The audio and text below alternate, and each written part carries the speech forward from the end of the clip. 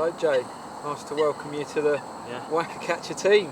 Glad to be here. Good. Yeah, well, it seems like certainly a nice step in the right direction for us. I know the sort of calibre of angler that you are, and I suppose it's something a little bit different for you. Yeah. It's nice. Yeah, nice to sit down with you, have a brew, and sort of find out sort of a bit about your fishing and what the next year holds, I suppose. Yeah. I mean, as you know, I'm not the most sort of bit of a secret squirrel in some ways, yes, to your annoyance at times, I suppose. Getting blood out of a stone out of a photo from some of your captures. But yeah, that's the sort of approach to things I like to take in a roundabout way. Quite a private person naturally, but with my fishing it's just reflected in that way as well. Obviously fishing for fish that you want in your album, not just going to day tickets and stuff like that, but setting a target and going about your fishing in that way. It does require a level of secrecy, I suppose, just so you're able to buy yourself time to get things going and stuff like that. Big fish fishing. Yeah. To a certain degree. I think every angler out there that has those sort of parameters and goals each year, you've got to have that little bit of secrecy to it, haven't you? Like you say, it's one of those things. There's a lot of people fishing there. The lakes are a lot busier than what they were even 3 to 4 years ago. Like, even being young, there's been a clear, noticeable change in the popularity of fishing. Everyone's got the same thoughts on that, haven't they? And most of the time it's a positive thing, because angling's growing, we all love it, and certainly at Wackacatcher we're trying to get into bringing these juniors into the sport, and I think that's the way to go with it. You want as many people as you can to enjoy what we love, because we know what fishing can bring to you as a person. And there's so many different aspects of fishing as well. It's not just about chasing that one big fish. You do it for your own reasons, don't you? Like you say, if you've got a young angler that's just started, he's obviously going to go and enjoy catching fish from various places that he sees online on social media. Everyone does it for different reasons. Of course they do, But yeah, so you took a trip up to the factory not so long ago, before we put pen to paper, should we call it? Met Rob and went through some of obviously what goes into the bait, and what were the ones that took your fancy then? Well, as you know, I've been friends with Rob for since I've started fishing in the area. Yeah. Been friends with Rob for quite a while, so speaking to him over the years, his knowledge of bait has stood out to me. I've always been very aware of the fact that he certainly knows what he's talking about. Knows his eggs, yeah. Now he's able to work in collaboration with you through the company. It's sort of a match made in heaven. It's nice to hear. As you know, the bait company stood the test of time, and everything that's available, it hasn't changed as such as it. All the main things that the company was known for are still there. Everything seems to have a shelf life to come in and go in, like the new bait on the market and stuff like that. And I think some of our sort of older guys watching this know the history behind. I mean, we talk about the peach and pepper, because that was the Withy Pool days, the 90 type bait that got us off the ground, and obviously this is our 30th year this year, something that we'll soon be shouting about, and the 30th anniversary. And it's just nice to know when we restarted this, and obviously Uncle Graham that had been doing it for a decade or so, knowing we had the base mix and the base to the baits that we've now got on the website and that are readily available, to have our own little tweaks that we can put into them to up the ingredients to what's new on the market, and just make them better ultimately. It's something that's been great, and I know one of the ones that you fancy at the minute is obviously the Ectonberry, which Yeah. is actually something that since we've took over the brand, we've developed sort of from scratch, using a bit An of old school yeah, flavour, using but the old school recipes, but with that new modern twist. Yeah. I know that the Ectonberry is one that took your fancy. I mean, why did you like that one over the others? Well, that one in particular, it's obviously can't say what the actual bait is for various reasons, Yeah. but We could bleep it out. it's just evidently a very digestible bait. It smells like it just smells big carp. To be honest with you, like it smells a real good bait. Very digestible, as I say.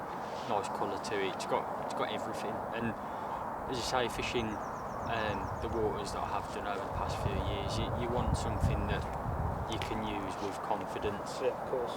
So we discussed earlier off camera, like fish are seeing a lot of bait now all around the lake, 365 days a year. You want to be using something that they want to eat, Of course, yeah. as much as the next person is baiting the next swim. Yeah. So only yourself can decide What you got the confidence in. It's, Yeah. again, it's a major factor, isn't it? Setting them traps and knowing that you're confident in what's sitting out there for, in some case, a day, couple of days at a time. It's important for every angler, I think, but certainly somebody like yourself this is obviously a new bait for you. Yeah. And I suppose there's a little bit of excitement to it to see what this year brings. And you know yourself, it's not like I think I said earlier, I don't change things very easily, but it didn't take me long to sort of, once I'd been to the factory and saw how everything worked, it didn't take me long to sort of make a fresh start bait-wise, in all fairness. So yeah, as you say, looking forward to it. I'm sure it's so this year, I know you've obviously got a ticket for Ecton in Neem Valley. You're a Midlands lad. Yeah. Got a few little places up near you that. Yeah, not places a little bit more off the radar, quite quiet. Yeah. Not fishing for massive fish, but well, a 35 pounder is a massive fish, but it's going down further down south. Obviously, you've got more bigger carp available to you, whereas around the Midlands you've got bigger fish, but you have only got probably one or two of them in the lake, as opposed to 10 to 15. And we know at our place you've had the little brother, the little Lynn, a couple of times. Yeah. And hopefully the big ones. Is that the sort of main target for you this year? That is what we call the big Lynn. The main target. I'm missing probably one or two others. A common called white tips and the up front. Yeah. Those two and the big Lynn. Those are the real targets that are left as such. Yeah. But can't catch them all. The big Lynn would that'd do, mate. That'd do, yeah. Yeah, definitely. Yeah, I remember seeing pictures of you with a little one. That was certainly a special fish. Yeah. Is that sort of PB for you? Yeah. Weight wise? Yeah. Just over 40, wasn't it? Yeah, 41. Yeah. 42 a second time. Nice. But yeah, that was one that I felt close to that big Lynn a few times, but on that particular occasion I was seeing both of them in areas that I was fishing. Yeah. And it didn't cross my mind, like the little Lynn was never that much of a target, it was always the bigger. Yeah. But to see that fish on the bank is just like, no matter how good of a picture you get of that carp, just seeing it on the bank just doesn't do, the pictures don't do it justice, despite it being an incredible fish on pictures as well. But yeah, as you say, I was seeing both of the fish together on a regular basis, and I think I was close on a couple of occasions to catching that big. And one morning,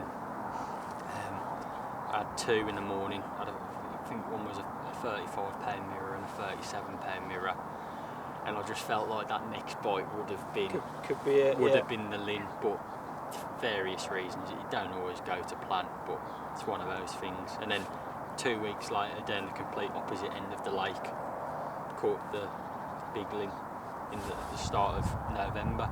So every cloud has a silver Yeah, lining, of course. don't it? Yeah. If I'd have probably caught the big ling, I probably wouldn't have been there 2 weeks after. Carrying it on. So Yeah.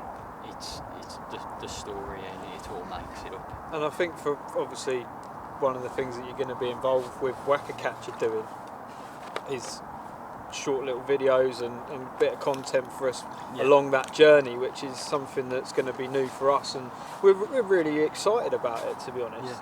We know you're dap hand, not just behind the rods, but you know how to work a camera as well, and it'd be nice to hopefully hit the end goal, but certainly just document a little bit of the journey along the way. That's the main thing, and it's not all about the finished result.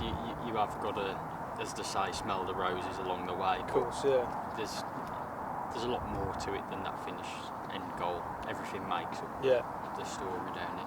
Yeah, and I know you're sort of keen to speak to some of your old shops where you worked, and like I say, that local area. So that would be really, really good for us. I mean, we're in a few shops down south, as you might call it.